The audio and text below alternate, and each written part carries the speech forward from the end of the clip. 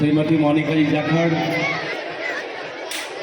भिंडर के प्रबुद्ध नागरिकगण, स्थानीय प्रिंसिपल साहब, विद्या के धनी विद्वान गुरुजनों, नक्षत्र से ज्योतिमान मेरे प्यारे विद्यार्थियों,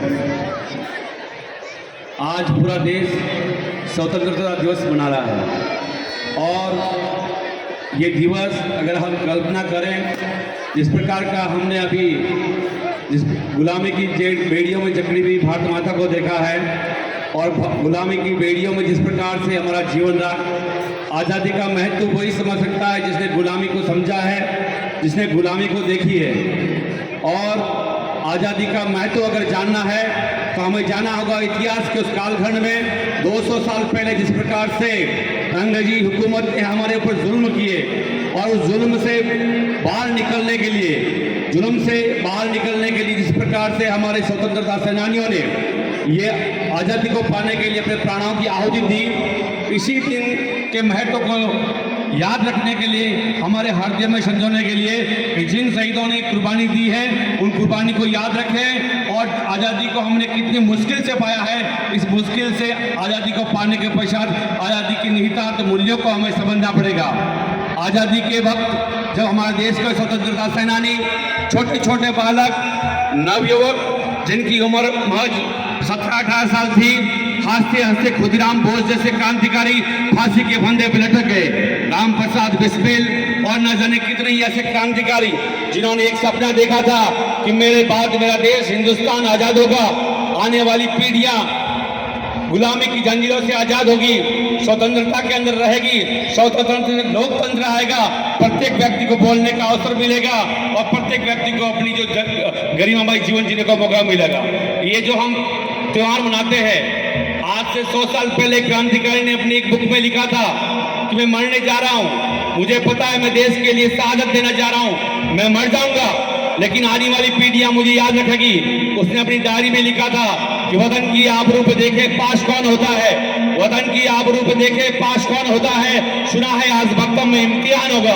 वो दिन भी आएगा जब हम अपना राज देखेंगे, वो दिन भी आएगा जब हम अपना राज देखेंगे, जब अपनी की जमीन और अपना आसमान होगा। शहीदों की चिताओं पे लगेंगे हर वर्ष मेरे, वतन पे मिटने वालों का बाकी यही निशान होगा, बाकी यही निशान है। ये निशान उन शहीदों की यादों का है। हमें ये बात माननी पड़ेगी, आज़ादी को 1-2 दिन में नहीं मिली। बहुत सारे क्रांतिकारियों ने लड़ाई लड़ी, 1857 की क्रांति लड़ी, तो उस क्रांति का जो नेतृत्व किया था वो बहादुर शाह जफर ने किया था।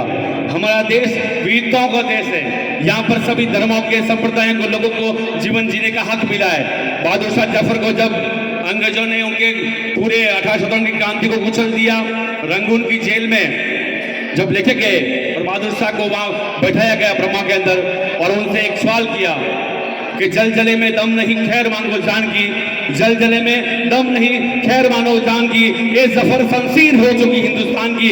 तो उस वक्त वहां पर बैठे हुए हिंदुस्तान के अंतिम शासक बहादुर शाह जफर ने कहा था कि हिंदियों में तू जब तक रहेगी ईमान की, हिंदियों में तू जब तक रहेगी ईमान की, तख्ते लंदन तक चलेगी तक हिंदुस्तान की, तक हिंदुस्तान की। और उसी कारण हमने आज़ादी को पाया है। मैं चाहता हूँ उस आज़ादी के अर्थों को समझना है। ये अगर आज़ादी नहीं होती तो आज जिस गांव के अंदर 5वीं तक का स्कूल है, उस स्कूल का विद्यार्थी तुम्हारे सामने नहीं खड़ा होता। ये आज़ादी है कि प्रत्येक व्यक्ति को, चाहे आदिवासी हो, गरीब हो, दलित हो, शोषित हो, कमजोर हो, गरीब हो, आर्थिक रूप से, उन सबको बोलने का अवसर मिला। मैं चाहता हूँ उस आज़ादी के अर्थ को समझना है। हमें उस दिन स्वतंत्र भिंडर के जो जगह है, ये मेवाड़ की जमीन है, इसने कभी अधीनता स्वीकार ही नहीं की। यहाँ पर इस माटी ने ऐसे महापुरुष पैदा किए हैं जिन्होंने अंग्रेजों से पहले भी मुगलों से लड़ाई लड़ी थी। हमें महाराणा प्रताप को याद करता हूँ जिन्होंने कहा था कि हरित ऋषि का फिर से कोई छाप पैदा हो, स्वतंत्रता की राष्ट्र में फिर से कोई छाप पैदा हो। मेवाड़ की माटी मनाती है ये मनोती, हर युग में शिकोक से राणा प्रताप पैदा हो, राणा प्रताप पैदा हो। मैं उम्मीद करता हूँ आप इसी प्रकार से स्वतंत्रता का उल्लास मनाते रहे। देश में जिस प्रकार से हमारे समस्याएं आ रही हैं, उन समस्याओं को हमें लड़ना है। युवाओं से आह्वान करता हूं कि राष्ट्रवाद का ज्वार आपके मन में हो, देशभक्ति आपके मन में हो। 2 मिनट के लिए सोशल मीडिया पर आकर जज्बात दिखने से कुछ नहीं होगा, 2 दिन के लिए तिरंगा लहराने से कुछ नहीं होगा। इस देश का विश्व में परचम पुनः लहराना है तो हमें पुनः संगठित होना होगा, राष्ट्र के बारे में सोचना होगा, अखंड राष्ट्र की कल्पना करनी होगी, देश आगे जाए ऐसे उदात्त विचार तुम्हारे मन में होगा। अंत में बस यही कहना चाहूंगा, वीरता में एकता की जय हो। अंत में पंक्तियों के साथ मैं अपना उद्बोधन समाप्त करता हूं। इस माटी को महबूब लिखो, इस माटी को महबूब लिखो, भारत को अपनी जान लिखो। देश की माटी माटी में तुम राम लिखो, रहमान लिखो। देश की माटी माटी में तुम राम लिखो, रहमान लिखो। इतिहास बनाए जाते हैं बलिदानों से, परिवर्तन से। इतिहास बनाए जाते हैं बलिदानों से, परिवर्तन से। सब लिखते हैं स्याही से, तुम लहू से हिंदुस्तान लिखो, तुम लहू से हिंदुस्तान लिखो। जय हिंद, जय Bharat. Thank you so much, sir, for your motivation speech. Thanks a lot, CI Punarathi sir.